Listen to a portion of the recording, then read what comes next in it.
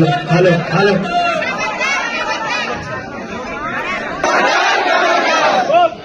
నవయుగ నవయుగ వర్ధిల్లాలి ఆదివాసుల ఐక్యత, వర్ధిల్లాలి ఆదివాసుల ఐక్యత. కాదు వైరస్ మయతుండే చెప్పు.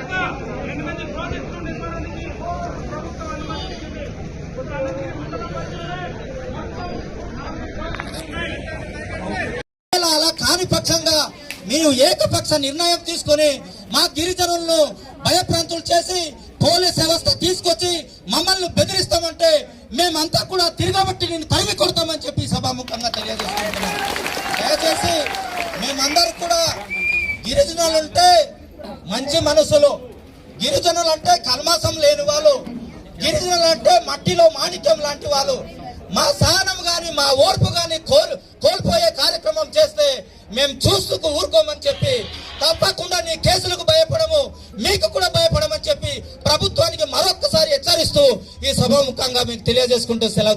అడవుల్లో మేము నివసిస్తున్నటువంటి మా యొక్క ప్రాంతంలో నవయుగ కంపెనీ, అదానీ కంపెనీ అనే ఒక కంపెనీలో మరి హైడ్రో పవర్ ప్రాజెక్ట్ కట్టడానికి సర్వే దిమ్మలు పాతింది.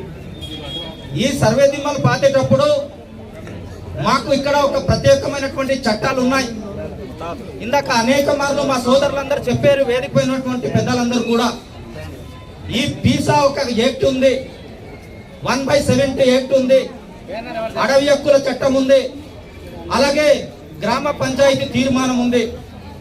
ఇవన్నీ కూడా గిరిజన ప్రాంతంలో మా యొక్క భూములు అనేకరంతం అవ్వకుండా ఉండడానికి కానీ, మా కట్టుబాట్లు కానీ, మా గిరిజన ఆశ్రదాయ సాంప్రదాయాలకు కానీ భంగం వాటిల్లకుండా మాకు రక్షణ ఉండడం కోసం అని చెప్పి ఈ గిరిజన ప్రాంతంలో ఈ చట్టాలు ఉన్నాయి.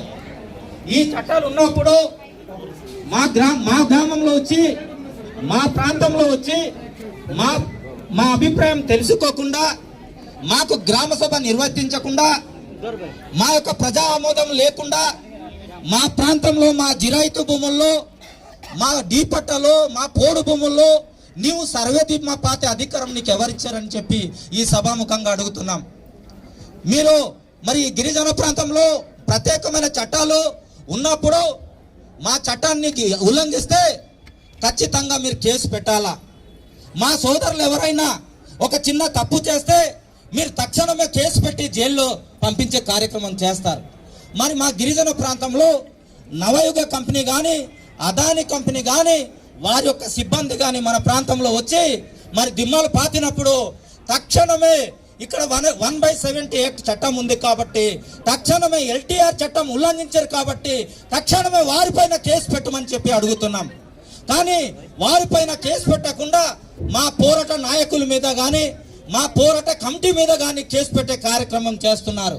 తప్పు చేసి వాళ్ళైతే మా పోరాట కమిటీ మీద మీరు ఎందుకు కేసు పెడుతున్నామని చెప్పి అడుగుతున్నాం.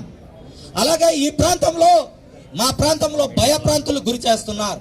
రాత్రి పూట పడుకొని పరిస్థితి లేదు. మా పంట పొలాలు పోతున్నాయి, మా కాఫీ తోటలు పోతున్నాయి, మా జిరాయితీ భూములు పోతున్నాయి.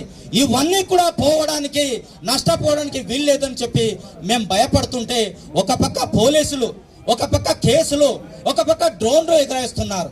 దయచేసి మా గిరిజన చట్టాలని ఉల్లంఘిస్తే ఇక్కడ వచ్చినటువంటి ప్రజానికం కాదు, దీనికి 300 ప్రజానికం హాజరై ఖచ్చితంగా మా చట్టాన్ని ఉల్లంఘిస్తే ఖచ్చితంగా మేము మిమ్మల్ని తరిమి కొడతామని చెప్పి సభాముఖంగా తెలియజేసుకుంటున్నాం.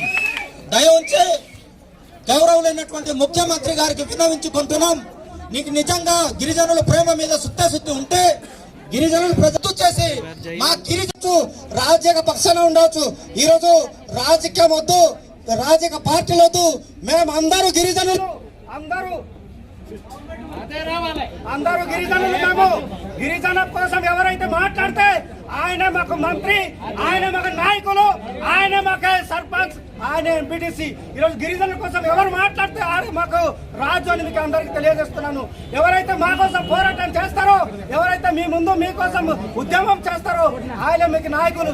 కాబట్టి మీరు అందరు గమనించాలా, మీరు మీకోసం పోరాటం చేస్తున్న వాళ్ళు ఎవరు, మీకోసం మాట్లాడుతున్న వాళ్ళు ఎవరు మీరు గమనించాలా. రేపు ఎలక్షన్ వస్తే ఒక్క రోజు కోసం మీకు నమస్కారం పెడతారు, సార్ ముఖ పెడతారు, మందు ముఖ పెడతారు, సార్ సుఖం పెడతారు. కాబట్టి ఇలాంటి వాళ్ళు వస్తే గ్రామంలో తరిమి కొట్టాలని మీ అందరికీ మనవి.